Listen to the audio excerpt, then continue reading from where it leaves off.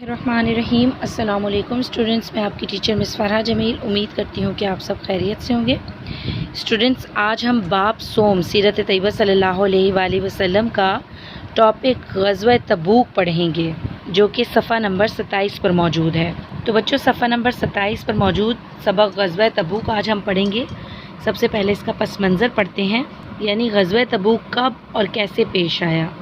بچوں، تبوک مدینے سے تقریباً 500 کلومیٹر دور واقع ہے۔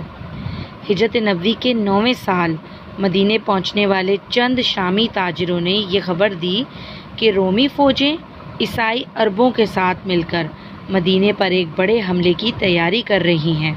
اطلاع ملتے ہی حضور صلی اللہ علیہ وآلہ وسلم نے مسلمانوں کو جہاد کی تیاری کا حکم دیا اور منادہ کرا دی کہ ہر شخص سواری کا انتظام کر کے آئے گا۔ بچوں، منادہ کا کیا مطلب ہے؟ کہ اعلان کروا دیا، اشتہار دے دیا۔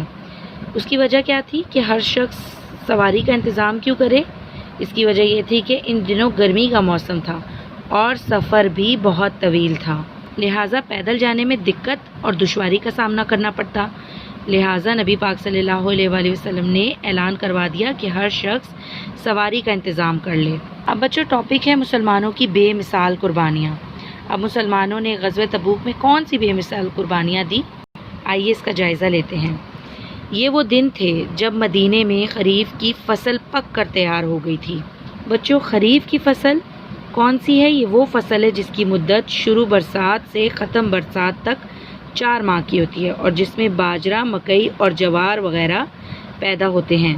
اب بچوں، ہر شخص گھر میں رہنا چاہتا تھا تاکہ فصل کاٹ سکے۔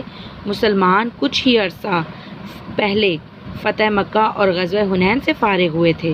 یہ بڑا کٹھن مرحلہ تھا، مگر چونکہ سب کے سب نبی آخر الزماں صلی اللہ علیہ وآلہ وسلم پر ہر وقت جان نثار کرنے کے لیے تیار رہتے تھے، لہٰذا بغیر کسی حیل حجت کے تیاری میں لگ گئے۔ جہاد کا یہ سفر کوئی معمولی سفر نہ تھا بلکہ دشوار تھا اور راستے میں پانی ملنے کی امید بھی نہ تھی۔ انہی دنوں حضور صلی اللہ علیہ وآلہ وسلم کی صاحبزادی حضرت ام کلثوم رضی اللہ تعالیٰ عنہ کا انتقال ہوا تھا، مگر اس صدمے کے باوجود آپ صلی اللہ علیہ وآلہ وسلم جہاد پر جانے کی تیاری کر رہے تھے۔ مسلمانوں نے جب یہ دیکھا تو ان کا جذبہ اور بھی بڑھ گیا اور انہوں نے اپنے مسائل کی پرواہ نہ کی۔ اب بچوں، اس موقع پر چند منافقوں نے مسلمانوں کو جہاد پر جانے سے روکنے کی بھی کوشش کی، مگر مسلمانوں کے سامنے رسول اللہ صلی اللہ علیہ وآلہ وسلم کا کردار تھا، کیونکہ بچوں، جب آپ صلی اللہ علیہ وآلہ وسلم اتنے بڑے صدمے، یعنی ان کی بیٹی حضرت ام کلثوم رضی اللہ تعالیٰ عنہ کا انتقال ہو گیا، اتنے بڑے صدمے کے باوجود وہ جہاد پر جانے کے لیے تیار ہو گئے، تو پھر مسلمان کیوں کر جہاد پر نہ جاتے؟ لہٰذا مسلمانوں نے بھی جہاد پر جانے کی تیاری شروع کر دی۔ نہ صرف انہوں نے جہاد کی آواز پر لبیک کہا، بلکہ رسول اللہ صلی اللہ علیہ وآلہ وسلم کی مالی عنایت کے اعلان پر دل کھول کر عطیات و اسباب بھی جمع کرائے۔ اب بچوں، حضرت عثمان رضی اللہ عنہ نے 900 اونٹ، 100 گھوڑے اور 1000 دینار دیے۔ حضرت عثمان کا ایثار دیکھ کر حضور صلی اللہ علیہ وآلہ وسلم نے انہیں جنت کی بشارت دی۔ حضرت عمر فاروق رضی اللہ تعالیٰ عنہ نے اس موقع پر اپنے گھر کا آدھا سامان لے کر بارگاہ رسالت میں حاضر ہوئے، جبکہ حضرت ابو بکر صدیق رضی اللہ تعالیٰ عنہ اپنے گھر کا تمام اسباب لے کر مسجد نبوی میں حاضر ہوئے۔ جبکہ بچوں، حضرت ابو عقیل انصاری کنویں سے پانی کھینچنے کی مزدوری کرتے تھے۔ اجرت میں 4 سیر کھجوریں ملی تھیں۔ بیوی بچوں کو کھلانے کے بعد جتنی بھی بچیں سب لے کر رسول صلی اللہ علیہ وآلہ وسلم کی خدمت میں حاضر ہوئے۔